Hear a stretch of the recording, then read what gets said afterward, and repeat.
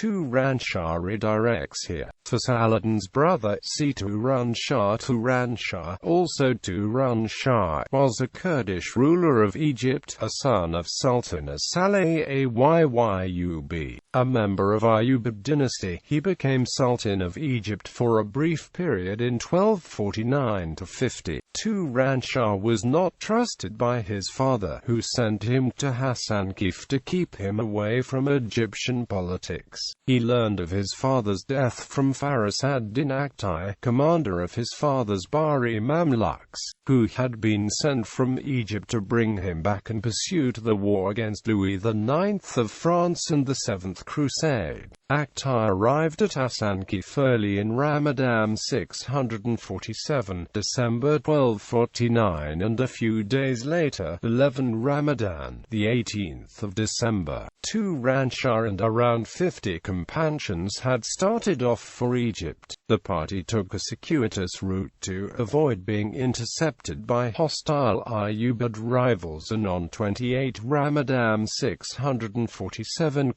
January 1250 they arrived at the village of Qasr, near Damascus, making the ceremonial entry the next day, when Turan-Shah was officially proclaimed Sultan. Turan-Shah remained in Damascus for 3 weeks, distributing huge sums of money to secure loyalty among the troops and notables of the city. He then set off for Egypt and arrived in Mansoura with only a small retinue on 19 Dhulqa'dah, the 23rd of February. Ignoring his father's written advice to honor and rely on the Bahri Mamluks, he rapidly set about appointing his own Mamluks to key positions. He also promoted many black slaves to prominence.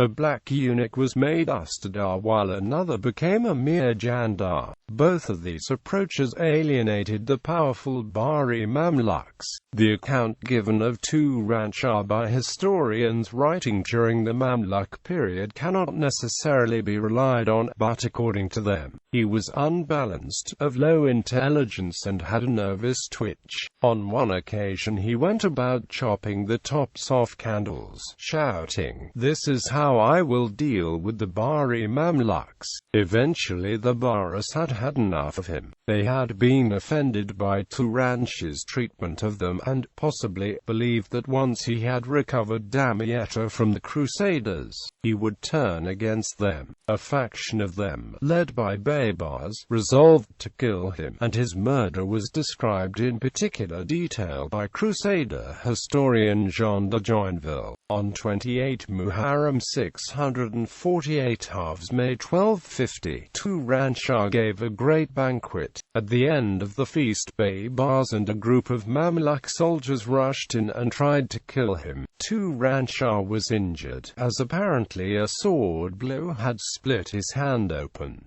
Wounded, he managed to escape to a tower next to the Nile River. The Mamluks pursued him and set the tower on fire. He was forced down by the flames, tried to run for the river, but was struck in the ribs by a spear. He fled into the river, trailing the spear. His pursuers stood on the banks and shot at him with arrows, even as he begged for his life, offering to abdicate. Unable to kill him from the shore, Baybars himself waded out into the water and hacked the Sultan to death. It is said that Faris ad-Din then cut out his heart and took it to the captive Louis IX, hoping to receive a reward, which he did not. According to some accounts, it was in fact Akhtar rather than Baybars who murdered him. Turan-Shah's father, As-Salih Ayyub.A, had been the last in the dynasty to exercise effective rule over Egypt and hegemony over the other Ayyubid domains. Turan-Shah was the last in the main Ayyubid line to rule in Egypt, with the exception of the 6-year-old child Al-Ashraf Musa, who was briefly installed as nominal sultan by the Bahri Mamluk Ayyubid in a bid to present a veneer of Ayyubid legitimacy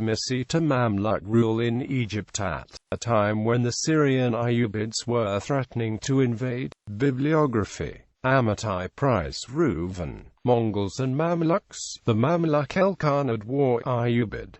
Cambridge, Great Britain, Cambridge University Press, p. 26. ISBN 0-521-46226-6.